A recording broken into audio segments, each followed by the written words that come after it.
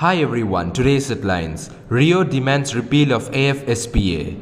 Statewide ban paralyzes normal life in Nagaland. Omicron India. 109 out of 295 foreign returnees untraceable in Maharashtra Kalyan Dombivli. Prime Minister Narendra Modi meets Russian President Putin. 50 students of medical college in Telangana tested COVID positive in past 3 days. NGBF asks state government to call off Hornbill festival. News in details. Rio demands repeal of AFSPA. Led by Chief Minister Nefirio, thousands on Monday attended a mass funeral service and paid rich tributes to the innocent civilians killed by security forces at Oting in Mon district on December 4 and 5. Deputy Chief Minister Y. Patton and its cabinet colleagues, NPF leader T.R. Ziliang, senior government officials and leaders of various civil society organizations also attended the funeral service held at the Mon helipad. In his speech, Rio said he along with his colleagues were there to mourn together with the people of Mon. He said the whole state was with the Konyaks and Eastern Nagaland People Organization, which has decided to observe December 4 and 5 as Black Day every year against the incident. He acknowledged the challenges of removing the Disturbed Area Tag from Nagaland and the Armed Forces Special Power Act 1950 or AFSPA, which the state government was fighting, admitting that AFSPA has tarnished the image of the country. Rio said, "We are urging the central government to remove AFSPA from Nagaland. I have spoken to Union Home Minister Amit Shah, who has taken the matter very seriously." Statewide ban paralyzes normal life in Nagaland. Normal life throughout Nagaland on December 6 came to stand still after various Apex Tribe and CSOs called for ranging from 6 hours to 12 hours as mark of protest against the gunning down of 13 civilians near Oting by 21 paras on December 4. In Dimapur, the shutdown was extended further 6 hours till 6 p.m. Offices, shops and business establishments remained closed, while vehicles were off the road even as paramilitary forces kept away from patrolling areas considered volatile. In Dimapur, the ban was enforced by volunteers from various frontal organizations at traffic junctions. However, even pharmacies remained closed, but emergency services, police, weddings and students appearing for exams were exempted from the purview of the ban. Shops, however, did not reopen even after 6 p.m. Interacting with the news agencies, Dimapur Chamber of Commerce and Industry Public Grievances convener Omega Yeptomi said the decision of continuing the ban from 12 noon to 6 p.m. was taken at the last moment, and also that all business establishments will put up black flags from December 7 as a mark of solidarity. All activities in Kohima came to a grinding halt during the 6-hour shutdown. The ban called by the NSF remained largely peaceful except for a minor scuffle when volunteers prevented some personnel from Aiker, led by one commandant, from passing through TCP Gate 3 junction in defying the ban.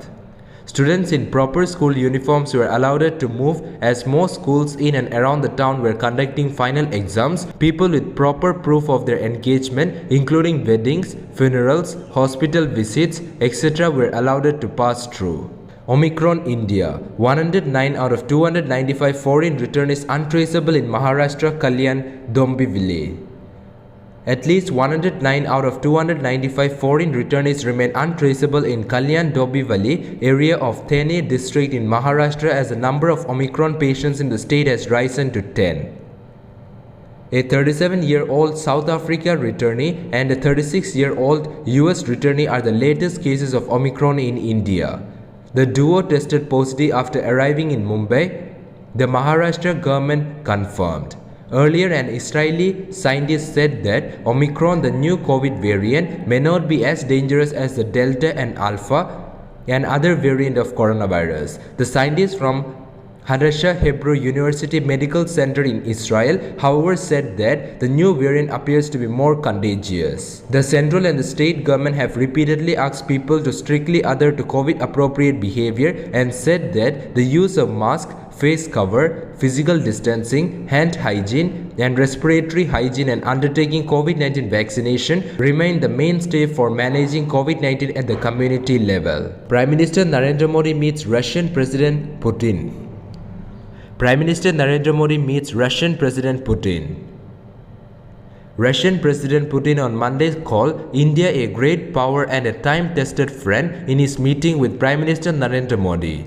Prime Minister Narendra Modi and Russian President Putin met at the Hyderabad House in New Delhi as a part of 21st India-Russia Summit. In his remark, Prime Minister Narendra Modi said that Putin's visit to India is a reflection of his commitment towards ties with New Delhi. Your visit to India is a reflection of your commitment to ties with India. Prime Minister Narendra Modi said. Prime Minister Narendra Modi also underlined that the partnership between India and Russia remained constant despite the challenges posed by the COVID-19 pandemic. The two leaders also touched upon a wide array of issues including terrorism, COVID-19, Afghanistan and China. 50 students of medical college in Telangana tested COVID positive in past 3 days. As many as 50 students of a private medical college in Telangana's Karimnagar district tested positive for COVID-19 in the past 3 days, a week after they attended annual day celebration of the college, even as the state reported 195 positive cases and 1 death on Monday. So far, there has not been a single case of Omicron variant among the international passengers arriving in Hyderabad from identified high-risk countries.